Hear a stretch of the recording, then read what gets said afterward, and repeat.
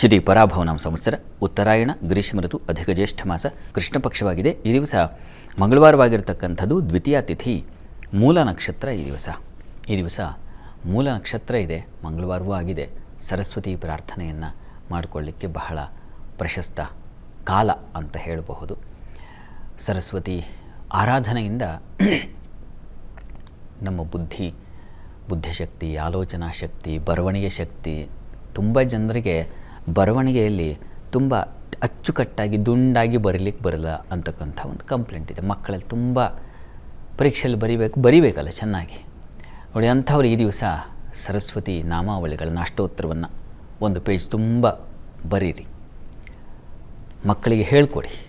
ಒಂದು ಸಲ ಬರೆಸ್ಬಿಟ್ಟು ಅದನ್ನೇ ಮತ್ತೆ ರಿಪೀಟ್ ಮಾಡೋ ಹಾಗೆ, ಅಥವಾ ಅಷ್ಟು ನಾಮಾವಳಿಗಳನ್ನು ಒಂದು ಸಲ ಬರೆಯೋ ಹಾಗೆ ಮಾಡೋದ್ರಿಂದ, ಸರಸ್ವತಿ ನಾಮಗಳನ್ನು ಬರೆಯೋದ್ರಿಂದಲೂ ಅದು ಲಿಖಿತ ಜಪವಾಗುತ್ತೆ. ಜಪಗಳಲ್ಲಿ ಅದು ಒಂದು. ಹೀಗಾಗಿ ಬರವಣಿಗೆ ಬರಿತಾ ನಿಮಗೆ ಮಗ್ನತೆ ಬರುತ್ತೆ, ತಲ್ಲೀನತೆ ಬರುತ್ತೆ. ಸರಸ್ವತಿಯನ್ನು ನೀವು ಹೇಳ್ಕೊಂಡಾಗೂ ಆಗುತ್ತೆ, ಬರೆದಾಗೂ ಆಗುತ್ತೆ. ಆ ರೀತಿಯಲ್ಲಿ ಮಾಡಬಹುದು. ಈ ದಿವಸ ತುಂಬ ಒಳ್ಳೆಯ ಕಾಲ. ಆ ರೀತಿಯಲ್ಲಿ ಮಾಡಿ.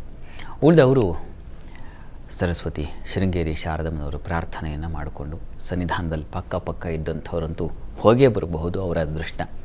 ಅಲ್ಲಿ ಹೋಗಿ ಶಾರದೆಯಲ್ಲಿ ಒಂದು ಪುಷ್ಪಾರ್ಚನೆಯನ್ನು ಅಥವಾ ಇನ್ಯಾವುದೋ ಅಷ್ಟೋತ್ತರ ಸೇವೆಯನ್ನು ಮಾಡಿಸ್ತಕ್ಕಂಥದ್ದು. ಈ ರೀತಿಯಲ್ಲಿ ಸರಸ್ವತಿ ಪ್ರಾರ್ಥನೆಯಿಂದ ಸರಸ್ವತಿ ನಮಗೆ ಬುದ್ಧಿಯನ್ನು, ಶೌರ್ಯವನ್ನು ಎರಡನ್ನೂ ತಂದು ಕೊಡ್ತಾಳೆ.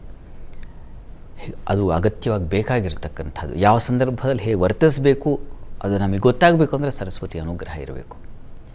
ಹೀಗಾಗಿ ಯಾರಿಗೆ ಬೇಡ ಸರಸ್ವತಿ ಕೃಪೆ. ವಿದ್ವಾನ್ ಸರ್ವತ್ರ ಪೂಜ್ಯತೆ ಅಂತ ಹೇಳುತ್ತೆ. ಹೀಗಾಗಿ ವಿದ್ವಾಂಸರಾಗಿದ್ದರೆ, ನೀವು ಬುದ್ಧಿವಂತರಾಗಿದ್ದರೆ, ಬುದ್ಧಿ ಬಲಿಷ್ಠತೆ ತುಂಬಿದರೆ ಸರ್ವತ್ರ ಎಲ್ಲ ಕಡೆಯಲ್ಲೂ ಪೂಜನೀಯ ಸ್ಥಾನ ಸಿಗುತ್ತೆ. ಹೀಗಾಗಿ ಸರಸ್ವತಿ ಅನುಗ್ರಹಕ್ಕೆ ಪಾತ್ರರಾಗಲಿಕ್ಕೆ ಏನು ಬೇಕು ಆ ಪೂಜೆಯನ್ನು ಈ ದಿವಸ ನೆರವೇರಿಸ್ಕೊಳ್ಳಿ. ಒಳ್ಳೆಯದಾಗಲಿ.